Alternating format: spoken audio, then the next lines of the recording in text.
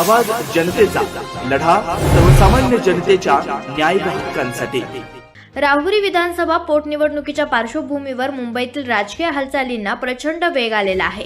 सूत्रांकडून मिळालेल्या माहितीनुसार मुंबईत मुख्यमंत्री देवेंद्र फडणवीस यांच्या उपस्थितीत माजी मंत्री प्राजक्त तनपुरे आणि युवा नेते अक्षय कर्डिले यांच्यात महत्त्वपूर्ण चर्चा झाल्याचं बोललं जात आहे। राहुरी विधानसभा मतदारसंघातून अक्षय कर्डिले यांना उमेदवारी तर प्राजक्त तनपुरे यांना विधान परिषदेवर संधी देण्याबाबत राजकीय सेटलमेंट झाल्याची जोरदार चर्चा सुरू आहे।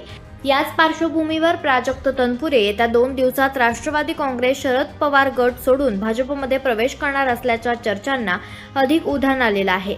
गेल्या काही दिवसांपासून तनपुरे यांच्या भाजपकडे झुकण्याच्या हालचालींबाबत संकेत मिळत होते आणि मुंबईतील बैठकीनंतर या चर्चांना आणखीन बळ मिळालेलं आहे। दरम्यान अधिकृत पातळीवर कोणतीही घोषणा झालेली नसली तरी राहुरीच्या राजकारणात पुढील 48 तास अत्यंत निर्णायक ठरणार असल्याचं मानलं जात आहे। भाजपकडून अक्षय कर्डिले यांच्या नावावर शिक्कामोर्तब आणि तनपुरे यांच्या प्रवेशाची औपचारिक घोषणा झाल्यास राहुरी पोटनिवडणुकीचे संपूर्ण समीकरण बदलण्याची शक्यता आहे।